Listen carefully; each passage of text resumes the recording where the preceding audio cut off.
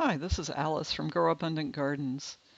Most serious organic gardeners and farmers know that soil testing is extremely important in order to be able to balance the minerals and nutrients in the soil. And when one gets a soil report, though, it comes back from the lab and it's really just a list of numbers. And it takes quite a bit of time, quite a bit of effort, and I'm afraid quite a bit of math to be able to figure out exactly what amendments to put on. That's why we wrote OrganiCalc, is to make this a lot easier. So let's just take a look at OrganiCalc. I'd like to show you today what it looks like, maybe some of the tips and tricks. So when we first get to the page, it looks like this, and here is OrganiCalc. It's this form. Now this part of the form looks an awful lot like the soil report that you will get back from Logan Labs. So basically, we're just going to be copying the numbers from our soil report into these little boxes in OrganiCalc. So let's go ahead and get started. I'm going to call my report the garden, and let's say it was tested on June 30th. And this is an important part. I put in my email address because when we're all done, we will be able to, can't type and speak at the same time, be able to get a PDF of this form emailed to us, and it'll go to this email address. So that is an important thing to get right. We aren't going to use that email address for anything else, by the way. So let's check out this drop down for our soil type. It's got different calcium magnesium percentages in here, and that's the percentage of the cation exchange capacity. But for this particular soil, I'm fine with 68% and 12%, so I'm just going to leave that right there.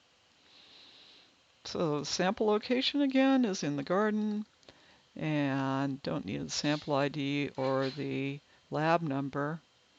Notice that the email address has an asterisk next to it, and some of these other entries have asterisks next to them. That means that they need to be filled in before the form will run. So I'm just going to make sure to fill in all of these ones that have a asterisk next to them. So basically, I'm just copying directly off of the results that I received back from Logan Labs.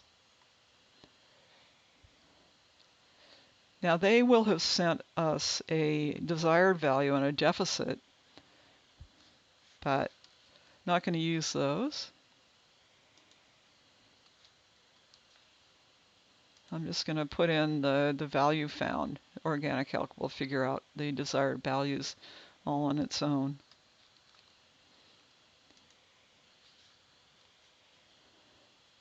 Ooh. Okay, there we go. And I can just use the down arrow to navigate through these. So after I fill them in, I just push the down arrow. And on down to last few, you'll see that we've already filled in the other bases in exchangeable hydrogen because those two are calculated values and don't need to type any more than is absolutely necessary. So there, I've got all of the asterisks filled in. Let's go back up here. Uh-oh, it looks like I've got an alert. I've got a problem. So it says check for typo in CC or sodium value or sodium percent. So the CC is this total exchange capacity, and I check that. That looks good. And then I go and look at the sodium value, and that looks good. Oh, and then I come to the sodium percent, and I see that I've made a typo. It really was 1, not 0.1. So now that error message has gone away. Great. So while I'm over here, see that I can enter the target nitrogen amount. This defaults to 150 pounds per acre. but there are a lot of other options for what you can put in. And if you'd like to read about that, you can just click on this link and go to our website and read about how much nitrogen shall I add. And then we choose the nitrogen source then, because um, that's what we'll need to have in order to fill this up. So there are two options here that are in these pull-down menus. First, you can choose from all of these. I'm just going to leave this as composted chicken manure for the time being. And then usually that's the second one is similar, and we have that default to feather meal, which we find is a good long-lasting source of nitrogen. And in order to completely balance everything and get it filled out, we usually need just a pure nitrogen source. So that would be one that has a number in this first category and then a 00 in the other two. And there's a place to enter your own fertilizer or compost, and we'll come back to that in a second. So here's where we're going to put in the area to be amended and select the units. So I'm saying that I've got 4 32 square foot raised beds, for example. And so 4 times 32 is 128. And that they're 12 inches deep. So I'm going to want to mix the amendments all the way through 12 inches deep. Now, if I were a metric person, I could do this in meters, or if I had an acre or so, I could put that in. Likewise, in kilograms, and then this could be in centimeters. So we scroll down, we see that we have a list of amendments here that's been produced in our amendment report. And the first one of those is our trace element source. So at this point, we can change that. Either kelp or azomite are a good source of trace elements, or you can choose no trace mineral source at all. So I'll just choose azomite, and it's at the same amount as the kelp would have been. It's a little bit less expensive than kelp usually, so that's a good choice. I see here that OrganiCalc has come up with composted chicken manure. And instead of composted chicken manure, let's say that I've got rabbit manure compost.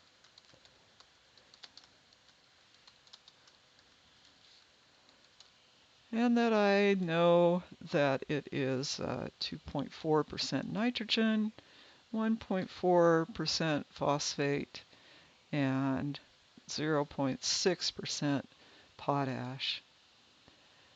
So if I enter those, then come down here, and we see that there it is. We've got rabbit manure compost instead of chicken manure compost. So there's our list. There's the amount and the units of each of these amendments. And we'll go ahead and let's take a look at some of the notes. There are notes associated with each of these, and we want to make sure that we read all the notes.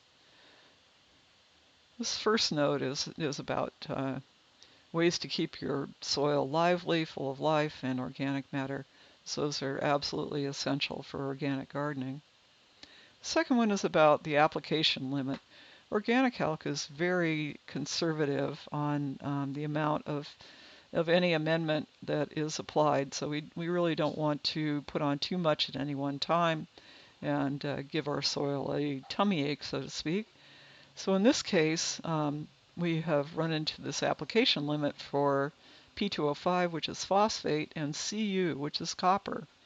So the recommendation is that we just retest those next year and see if we need to add more.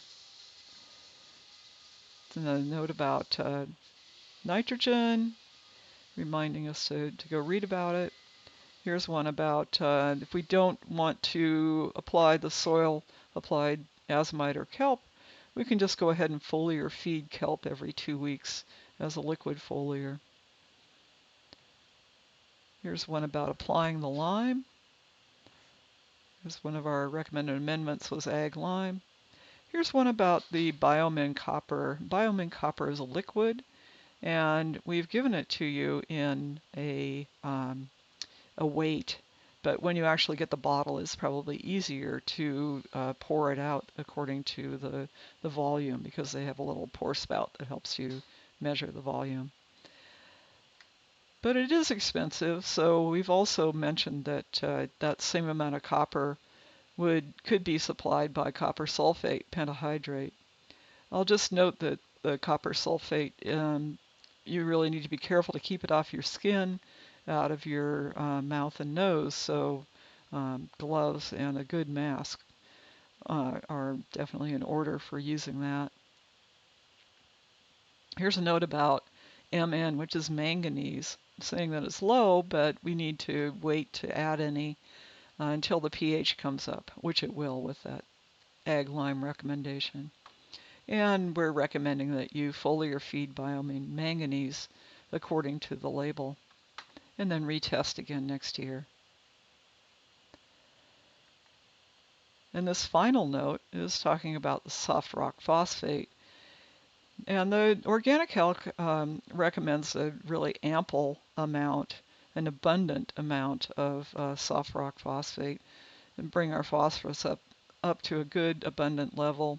However, that could be reduced to a little bit to 100 pounds per acre for an adequate level of phosphorus.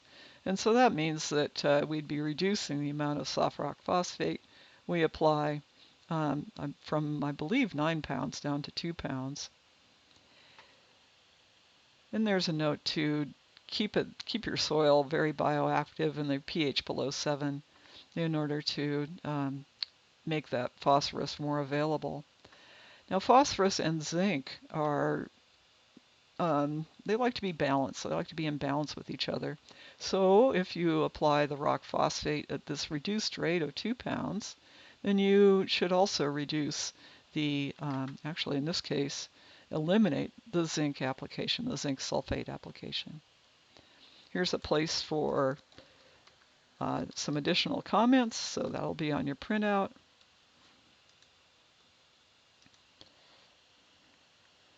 And then we click that little down arrow and we can look at these analysis details. So the first one is this big table that shows us how much we've got measured, what our target was, how well we did according to that. So all the details of that. But here's a chart that makes it a lot easier to just look at a glance. For example, we can see that we had 21% of our recommended amount of phosphate in the soil already. And after we have added that soft rock phosphate, we're going to bring that up to 91% of the target. So that's pretty good. And in this case, we had enough sulfur, but there is additional sulfur in some of the sulfates, like the zinc sulfate, for example. And that takes us up over 100% of our target. But that's fine. Our soil will do just fine with a little bit of extra sulfur. We don't need to worry about that. And so on. And then this final chart, this shows us what percentage of each nutrient is being supplied by each amendment. So for example, let's take a look at calcium, Ca. We see that 65% of it is being supplied by this ag lime, and the rest, the other 35%, is being supplied by calphos, which has quite a bit of calcium in it as well. So this is all looking good, and now we'd like to get a PDF of it. So just click this, and voila, we'll have a PDF in our inbox. So this is how it works, and I hope you enjoy and have happy growing.